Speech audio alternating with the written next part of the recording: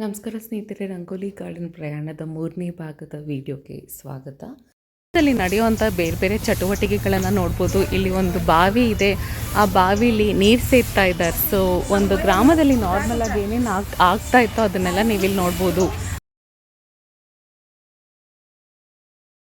ಮಕ್ಕಳು ಆಟ ನೀವಿಲ್ಲಿ ನೋಡಬಹುದು.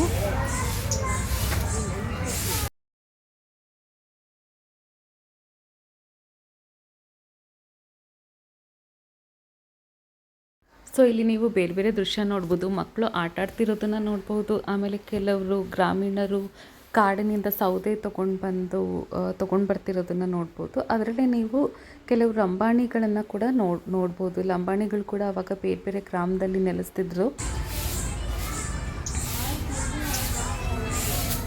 ಇದು ವಡ್ಡರ ಮನೆ. ವಡ್ಡರು ಅಂದರೆ ಕಲ್ಲಿನಲ್ಲೇ ಮನೆಗೆ ಬೇಕಾಗಂಥ ಏನೇನು ಬೇಕಾಗಿತ್ತೋ ಕೆಲವು ಎಕ್ವಿಪ್ಮೆಂಟ್ಸ್ ಅಥವಾ ಕೆಲವು ಗೃಹೋಪಯೋಗಿ ವಸ್ತುಗಳನ್ನು ಕಲ್ಲಲ್ಲಿ ಏನು ಮಾಡ್ತಾಯಿದ್ರು, ಇದು ಅವರ ಮನೆ.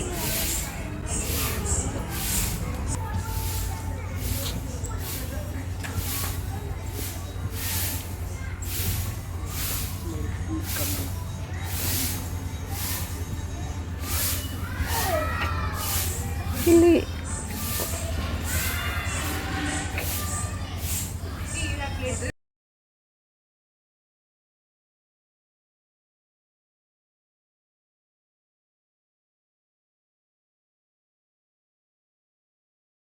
ಇದು ಸುಣ್ಣಕಾರರ ಮನೆ. ಸೊ ನೀವು ಕಲ್ಲಿಂದ ಹೇಗೆ ಸುಣ್ಣ ಮಾಡ್ತಾಯಿದ್ರು ಆವಾಗ ಅಂತ ಇಲ್ಲಿ ನೋಡಬಹುದು.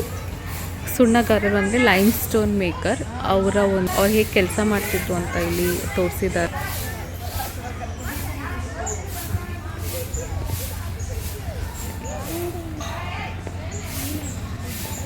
ಇದು ಗ್ರಾಮೀಣ ಚಮ್ಮಾರರ ಮನೆ. ಚಮ್ಮಾರರು ಅಂದರೆ ಕಾಬ್ಲರ್ ಅಂತ, ಅಂದರೆ ಚಪ್ಪಲಿನ ತಯಾರಿಸುವ ಅಥವಾ ಚಪ್ಪಲಿನ ಸರಿ ಮಾಡುವಂಥ, ರಿಪೇರಿ ಮಾಡುವಂಥ ಕೆಲಸ.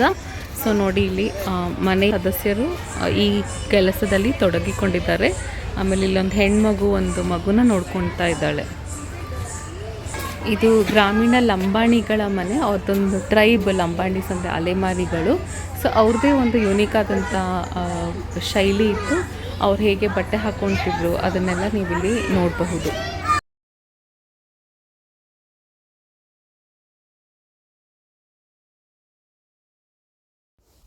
ಇಲ್ಲಿಂದ ನೀವು ಟ್ರೆಡಿಷ್ನಲ್ ಫಾರ್ಮಿಂಗ್ ಸಿಸ್ಟಮ್ ಹೇಗಿತ್ತು ಅಂದರೆ, ಪಾರಂಪರಿಕವಾಗಿ ಬೇಸಾಯನ ಅಥವಾ ವ್ಯವಸಾಯನ ಹೇಗೆ ಮಾಡ್ತಾಯಿದ್ರು, ಏನೇನು ಬೆಳೀತಾಯಿದ್ರು, ರೈತರು ಏನೇನು ಸಲಕರಣೆ ಅಥವಾ ಉಪಕರಣಗಳನ್ನು ಬಳಸ್ತಾಯಿದ್ರು ಅಂತ ನೋಡಬಹುದು.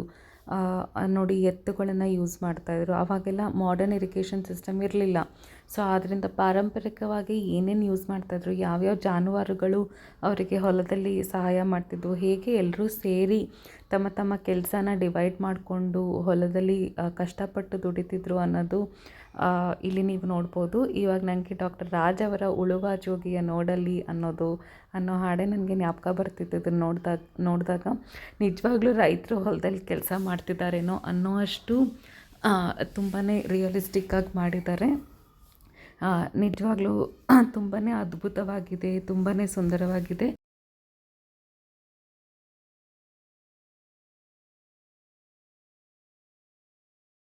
ಸ್ನೇಹಿತರೆ, ಇವಾಗ ನೀವೇನು ನೋಡ್ತಾ ಇದ್ದೀರಾ, ನಾವೀಗ ಮಾರುಕಟ್ಟೆಗೆ ಹೋಗ್ತಾ ಇದ್ದೀವಿ. ವ್ಯವಸಾಯ ನೋಡಿದ್ವಿ. ಆ ವ್ಯವಸಾಯದಿಂದ ಬೆಳೆದಿದ್ದನ್ನೆಲ್ಲ ಅವರು ಎಲ್ಲಿ ಮಾರ್ತಾಯಿದ್ರು, ಮಾರುಕಟ್ಟೆಯಲ್ಲಿ. ಸೊ ಆವಾಗ ಸಂತೆ ಇರ್ತಾಯಿತ್ತು ಅಥವಾ ಈ ಥರ ರೈತರ ಮಾರುಕಟ್ಟೆಗಳಿರ್ತಿತ್ತು. ಸೊ ರೈತರೇ ಡೈರೆಕ್ಟಾಗಿ ಬಂದು ಮಾರ್ತಾಯಿದ್ರು. ಅದನ್ನು ಇಲ್ಲಿ ನೀವು ನೋಡಿ, ಎಲ್ಲ ತರಕಾರಿ, ತೆಂಗಿನಕಾಯಿ ಎಲ್ಲ ಇದೆ. ನೀವೇನು ಬೇಕಾದ್ರೂ ತೊಗೊಳ್ಬಹುದಾಗಿತ್ತು. ಫ್ರೆಶ್ ಆಗೂ ಸಿಗ್ತಾಯಿತ್ತು. ಆಮೇಲೆ ಬೆಲೆ ಕೂಡ ಕಮ್ಮಿ ಇರ್ತಾಯಿತ್ತು.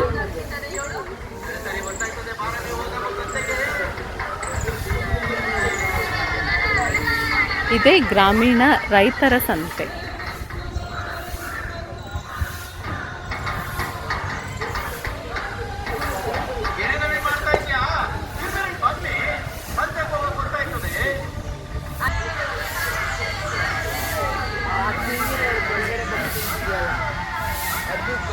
ನಾರ್ಮಲ್ ಸಂತೆ ನೋಡಿದ್ರಿ. ಇಲ್ಲಿ ನೀವೇನು ನೋಡ್ತಾ ಇದ್ದೀರಾ, ಇದು ಜಾನುವಾರು ಮಾರುಕಟ್ಟೆ ಅಂದರೆ ಅಥವಾ ಜಾನುವಾರುಗಳ ಸಂತೆ. ಯಾರಾದರೂ ಪ್ರಾಣಿಗಳನ್ನು ಮಾರೋದು ಅಥವಾ ಕೊಂಡ್ಕೊಳ್ಳೋದು ಮಾಡಬೇಕು ಅಂದರೆ ಅದಕ್ಕೋಸ್ಕರನೇ ಒಂದು ಬೇರೆಯಾದಂಥ ಜಾಗ ಇರ್ತಾಯಿತ್ತು.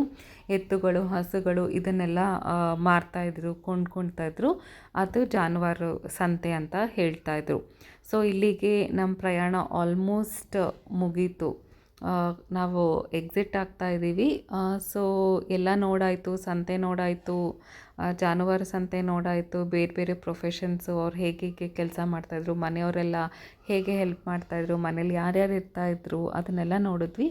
ಸೊ ಅದಾದಮೇಲೆ ಇವಾಗ ನಾವು ರಂಗೋಲಿ ಕಿಚನ್ಗೆ ಹೋಗ್ತಾ ಇದ್ದೀವಿ. ಸುತ್ತಾಡಿ ಸಾಕಾಗಿ ಹೋಗ್ಬಿಡ್ತು.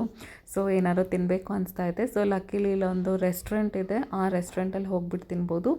ಬೇರೆ ಬೇರೆ ಐಟಮ್ ಸಿಗುತ್ತೆ. ಆದರೆ ಇಲ್ಲಿ ಸ್ಪೆಷಾಲಿಟಿ ಅಂದರೆ ಜೋಳದ ರೊಟ್ಟಿಯ ಥಾಲಿ, ಅದನ್ನಂತೂ ನೀವು ಟೇಸ್ಟ್ ಮಾಡಲೇಬೇಕು.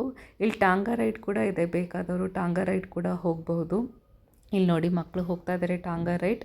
ಸೊ ಇದನ್ನು ಕೂಡ ಬೇಕು ಅಂದರೆ ಎಕ್ಸ್ಟ್ರಾ ದುಡ್ಡು ಕೊಟ್ಬಿಟ್ಟು ನೀವು ಹೋಗ್ಬೋದು. ಇದು ರಂಗೋಲಿ ಕಿಚನ್. ಸೊ ನಿಮ್ಗೇನಾದ್ರು ಹೊಟ್ಟೆ ಹಶ್ವಾದರೆ, ಸುತ್ತಿ ಸಾಕಾದರೆ ಇಲ್ಲಿ ಹೋಗ್ಬಿಟ್ಟು ಸ್ವಲ್ಪ ರಿಫ್ರೆಶ್ಮೆಂಟ್ಸ್ ತೊಗೊಳ್ಬೋದು. ಕೋಲ್ಡ್ ಡ್ರಿಂಕ್ಸ್, ಕಾಂಟಿನೆಂಟಲ್ ಎಲ್ಲ ಥರದ ಊಟನೂ ಸಿಗುತ್ತೆ.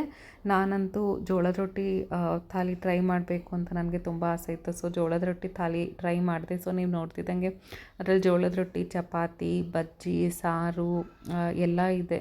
ಸೊ ಇಲ್ಲಿ ನೀವೇನು ನೋಡ್ತಾ ಇದ್ದೀರಾ, ಇದು ಕುಸ್ತಿ. ಅವಾಗೆಲ್ಲ ಕುಸ್ತಿ, ರೆಸ್ಲಿಂಗ್ ಅಂತ ಏನು ಹೇಳ್ತೀವಿ, ಅದು ಇಲ್ಲಿ ಕುಸ್ತಿ. ಈಗಲೂ ಕೂಡ ದಸರಾದಲ್ಲಿ ಕುಸ್ತಿ ಸ್ಪರ್ಧೆ ನಡೆಯುತ್ತೆ, ನೀವು ನೋಡಿರಬಹುದು. ಸೊ ಇದು ಒಂದು ಯುನೀಕ್ ಆದಂಥ ಟ್ರೆಡಿಷನ್ ನಮ್ಮ ಕರ್ನಾಟಕದ್ದು.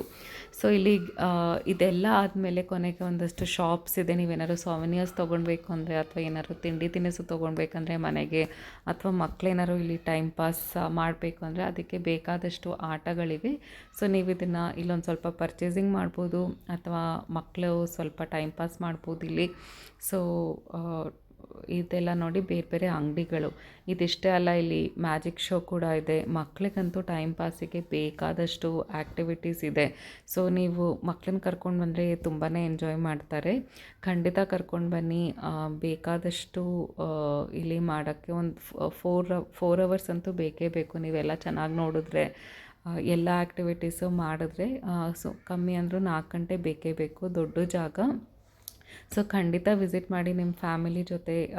ಅದರಲ್ಲೂ ಮಕ್ಕಳಿದ್ರಂತೂ ಖಂಡಿತ ಕರ್ಕೊಂಡು ಬನ್ನಿ, ತುಂಬಾ ಎಂಜಾಯ್ ಮಾಡ್ತಾರೆ. ಸೊ ಅವರಿಗೆ ಹಳ್ಳಿ ಸೊಗಡು ಹೇಗಿತ್ತು ಆವಾಗ ಹಳ್ಳಿ ಜೀವನ ಅದನ್ನು ಹೇಳ್ಬೋದು. ಅಷ್ಟೇ ಅಲ್ಲದೆ ಅವರು ಎಂಜಾಯ್ ಕೂಡ ಮಾಡ್ತಾರೆ.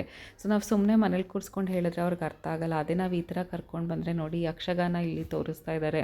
ನಮ್ಮ ಕರ್ನಾಟಕದ ಒಂದು ಯುನೀಕ್ ಸಂಸ್ಕೃತಿ ಏನಿದೆ, ಸೊ ಅದನ್ನೆಲ್ಲ ನಾವು ಮನೇಲಿ ಕೂರಿಸ್ಕೊಂಡು ಲೆಕ್ಚರ್ ಹೇಳಿದ್ರೆ ಮಕ್ಕಳು ಖಂಡಿತ ಕೇಳಿಸ್ಕೊಳ್ಳಲ್ಲ. ಅದೇ ನಾವು ಈ ಥರ ಕರ್ಕೊಂಡು ಬಂದು ಅವರಿಗೆ ಪ್ರಾಕ್ಟಿಕಲಾಗಿ ತೋರಿಸಿದ್ರೆ ಅವರಿಗೆ ಖಂಡಿತ ಅರ್ಥ ಆಗುತ್ತೆ. ನಮ್ಮ ಸಂಸ್ಕೃತಿ ಎಷ್ಟು ಹಿರಿಯ ಸಂಸ್ಕೃತಿ, ನಮ್ಮದು ಎಷ್ಟು ವಿಶಿಷ್ಟವಾದಂಥ ಸಂಸ್ಕೃತಿ, ನಾವು ಯಾಕೆ ಅದ್ರ ಬಗ್ಗೆ ಒಂದು ಪ್ರೀತಿನ ಬೆಳೆಸಬೇಕು ಅನ್ನೋದು ಮಕ್ಕಳಿಗೆ ಅರ್ಥ ಆಗುತ್ತೆ. ಇಲ್ಲಿ ನೀವು ಕಂಬಳ ನೋಡ್ಬೋದು. ಎಸ್ಪೆಷಲಿ ಮಂಗಳೂರು ಕಡೆ ಇದು ನಡೆಯುವಂಥದ್ದು ಕಂಬಳ. ಸೊ ಇದೂ ಅಷ್ಟೇ, ಎಷ್ಟೊಂದು ಯುನೀಕ್ ಕ್ರೀಡೆಗಳು ಎಲ್ಲ ನೀವು ಮಕ್ಕಳಿಗೆ ತೋರಿಸ್ಬೋದು.